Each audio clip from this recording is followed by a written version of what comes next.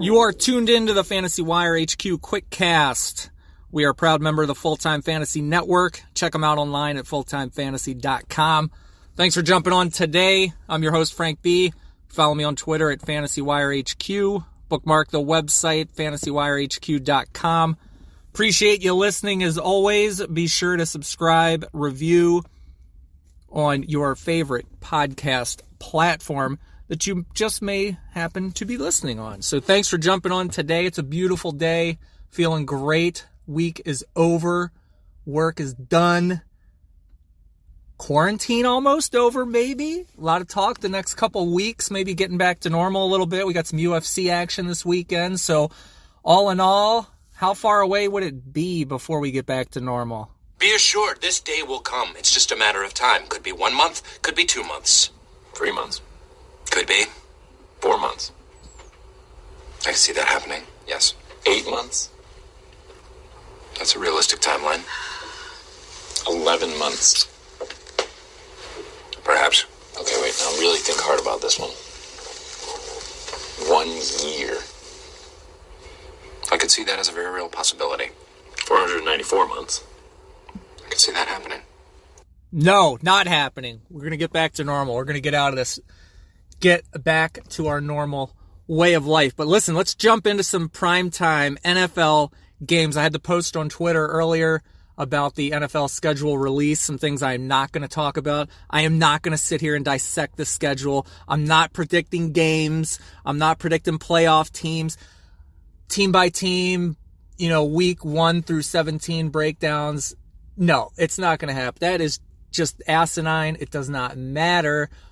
From my perspective, what I do like to do when I get the NFL schedule release is look at all the primetime games, because these games are what I'm going to be watching in the primetime venue spot. They're games, for the most part, the best matchups, right? The cream of the crop you showcase at night. The week to week, what's on in my market, I'm going to watch, of course. But overall, I want to see good games. I'm always going to be interested in teams where there's some juice in the game, some stuff on the line, the best of the best. I want to watch those games. I don't care what the teams are or who's playing. There's very minimal, I would say, amount of teams that I just will not watch in the NFL. If it's garbage that's on, I probably won't watch it. And I'll be honest, Monday Night Football makes it pretty tough to watch with Tess and Boog. And I go outside the box and I'll sync up Westwood One radio.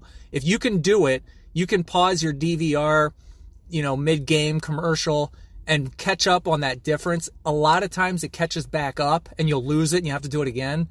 But if they can get Boog, Tess, and that just shit show out of that booth, I want to watch football. I'm not trying to watch wrestling, SmackDown. I don't need that style of commentary for a first down, 3-yard pass play with 12 minutes to go in the first quarter. Okay? I mean, it's just ridiculous. So if you look at the networks, okay, you've got Monday nighters, you got the Thursday nighter, you got the Sunday nighter, 3 best primetime spots. But overall, I mean, isn't it like Sunday night football is Big Brother, Thursday night football is like Little Brother, Monday Night Football right now is like the black sheep of the family, man. They're killing me. So what I want to do today for NFL schedule release, excuse me, is look at overall. I look at this thing and I go, okay, 8 teams have 5 primetime games. Which one of these do not belong? Which one of these teams do not belong? You've got the Ravens, you've got the Bucks, you've got the Niners, the Cowboys, the Chiefs, the Packers, the Rams, the Patriots. I'll give you a hint. One rhymes with lambs, one rhymes with expatriates.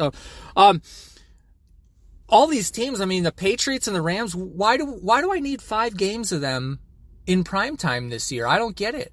There's no Brady in New England. Do I want to see what the hoodie's going to do without him? Yeah. But I don't need 5 primetime showcases of it. The Rams, are they doing... I haven't heard anything of the Rams. What are they doing this year? I couldn't tell you. Who's on the team? Cooper Kupp, Jared Goff, Gurley's gone. Like, I'm not even thinking about Rams. But anyway, we'll watch them, right? So we'll jump in and start with the Monday night action. These are just games that pique my interest that I'm kind of going to take a red pen and I'm going to circle on the calendar. Maybe I'll grab the highlighter, I'll highlight it, and I'm not missing these games. I'm going to sit down, I'm going to watch it, I'm going to take it all in. These are the ones that I'm really paying close attention to. Week 2, Saints and Raiders. Debut of the Death Star in Las Vegas. I cannot wait to see this match. Anytime you get the Saints on primetime is good. They usually deliver. The Raiders hosting the Death Star. I'm going to call that damn stadium the Death Star until somebody tells me to stop, because I think that thing is primo, sitting in the desert, black, silver. I mean, I can't wait to get out there, get to a game, and check that thing out. So I'm interested in that one for week 2, Monday night. Week 3, back-to-back weeks, Chiefs and Ravens. I mean, that should have been your AFC championship game from last year. Is it going to be an early preview this year? You got 2 exciting quarterbacks, primetime television. I think that's going to be a great, great game. Week 6, I don't think a lot of people are going to talk much about this one, as far as chatter in social media, but Cardinals and Cowboys, to me, week 6 is a pretty good game. I think that's interesting because that should have some offensive firepower with McCarthy's new offense. Say what you want about McCarthy, but he is going to be slinging that ball. He is all about the passing attack. I think he's going to really showcase what he's getting done in Dallas. It's a little early, week 6. I don't know how much of it comes together in this kind of weird season. If they start late, implementing the new offense, getting it taught to the players in the offseason. Maybe there's mini camps and stuff. Maybe there's not, but either way. And then the Cardinals getting Hopkins, Murray, that's a dangerous offense as well. So I can't wait to see that matchup. Week 13, Bills, Niners. This is kind of like a defensive battle. I think it's an interesting matchup. The Bills, this is their year to put their claim in for the AFC East and take that division over without Brady in there. Are the Patriots going to have something to say about it? Yeah. But overall, I think it's a good measuring stick, AFC versus NFC, and where do these teams stand week 13 of the season. Week 14, you got the Ravens and the Browns. I'm going to go a little homer on this game because I love the Ravens, of course, but looking at these two teams, I think it's going to be a dogfight between both teams for the AFC North crown, and I think this week 14 matchup is going to have a lot of juice as far as positioning to win the North or position for that playoff seeding come the postseason. Week 16, I'm going to go back to the Bills and the Patriots because, okay, it's week 16, the season's wrapping up, but overall, is this the new look AFC East with the Bills taking it home? Is this the Patriots' last stand where they win the division? Maybe it's closer than people think. I think it's going to be a good game to preview that changing of the guard in the AFC East. Now I'll jump over to Thursday night. A couple games on this schedule that I'm looking forward to. Week 1, Texans and Chiefs. Obviously, this is like an AFC payback, from last season, but that 2019 playoff game, Chiefs are down 21-0. They come back. The meltdown was on in Houston, obviously, but, they come back 51-31. But that was a hell of a game, weird start. They played a couple closer matchups during the season. So to kick this off for week 1 on Thursday night, I'm excited for it. I've heard some people say they don't really care.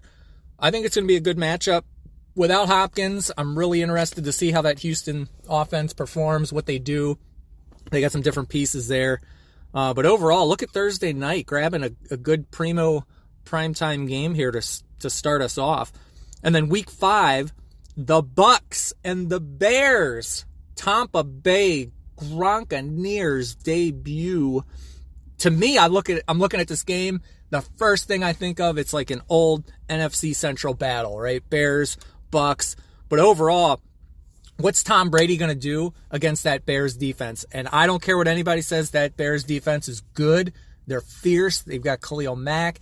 They've got weapons defensively. They've got a good line. They can generate a ton of heat. I want to see what an immobile Tom Brady is going to do against them. It's going to be a hell of a game. I can't wait to see it. And just the overall, let's check out Tom Brady and his new gear. See what Bruce Arians is trying to do offensively for him. See if Gronk is Gronk of old, I want to see how that ball gets spread around in Tampa Bay. And then week 6, Thursday night football, Chiefs and Bills. To me, I think this is like an AFC measuring stick game, right? It's week 6. You're into the season a bit. It could have been a playoff game from last season. It could very well be one this season. So I'm interested to see where these teams stack up against each other because I have a feeling they may see each other again later. Week 9, Packers and Niners. The Niners have been whooping that ass on the Packers. So this is a game for me. It's week 9. I want to see what this... We all know what happened with the draft. So post-draft, this new Packers offense, is this the season Matt LaFleur really puts his stamp and identity on this offense? Is it going to be ground and pound like we've been hearing, versatile, interchangeable, movable pieces as far as players go? How are they going to attack the San Francisco team? And defensively for the Packers, are they going to let the Niners run roughshod on them again? I don't know. The Niners, on the other end of that spectrum, they're going to come back into that game. The NFC, I think, is pretty interesting for postseason this year, for playoffs, seeding, all of it. I want to see where the Niners are going to be sitting in week 9 and who's hot, who's not on that team. Overall, I think it's going to be Deebo Samuel heavy for this season for the Niners. And going back to the Packers real quick, too, that game comes in a nasty stretch for the Packers. They're going to face the Bucs. They're going to have the Texans, the Vikings, and then the Niners. That's a pretty rough stretch for them. I want to see how they do and perform. I think that's the key to their season. Week 11, Cardinals and Seahawks. I'm just a big fan of this NFC West battle. I don't know why. I always like these two teams going at it. I love it. New look offenses to an extent for both teams. DK Metcalf coming out, Russell Wilson, Lockett. I mean, I want to see what they do. Cardinals, obviously, I talked about earlier. Murray, Hopkins, what's this offense look like? How are they going to attack? Because I think with the acquisition of Hopkins, they're really well-rounded now. That's a scary offense to me. So I want to see this game, see who takes over that NFC West spot. And then week 13, Cowboys at Ravens. To me, this is like offensive versus defensive game masterpiece right here. This could be a classic game. It made me think back to I put it on Twitter too, about that old game in Texas Stadium. They closed out and the Ravens broke off those 2 big-ass runs with McGahee and I believe LaRon McClain. I think it was like an 88-yard TD. And then another, McGahee broke a 67 or something. I can't remember, but that game popped back into my head. So I think that Cowboys-Ravens, that's going to be an interesting offense meets defense.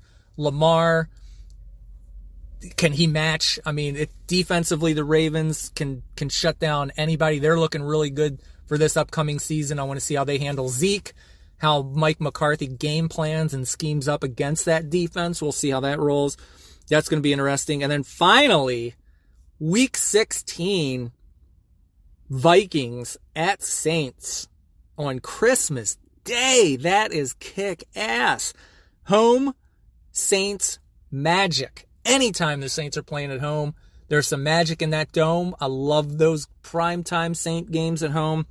That place is rocking. It's Christmas. It's in New Orleans. I mean, that's appointment TV for me right there. That closes the Thursday night skid. We'll jump into the Sunday nighter.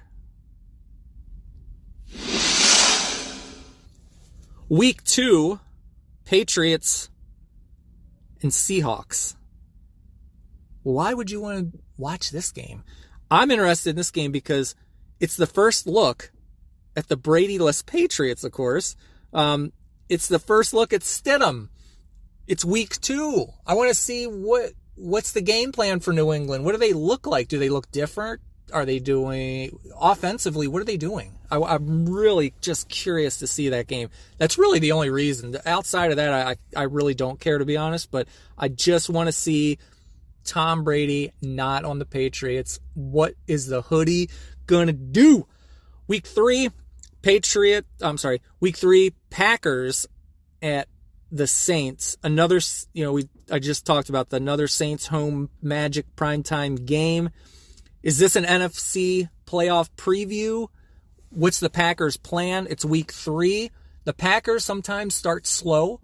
Usually they get their home opener. They usually get that under their belt. But a lot of times they start off slow. And I think the Packers, for as long as I've watched them, they don't really seem to come together until the halfway point, second, third quarter of the season.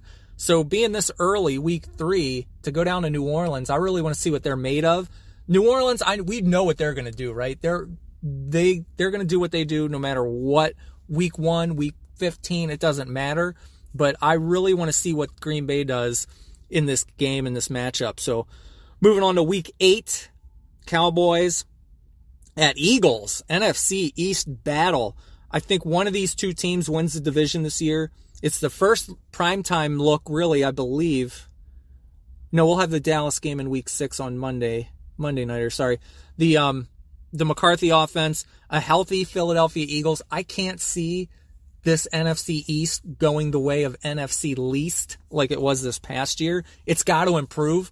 I think both these teams will fight till the end for the top spot, and I really want to see how this game plays out. I like that. It's a classic matchup, classic rivalry. I've always been a fan of it. I like it.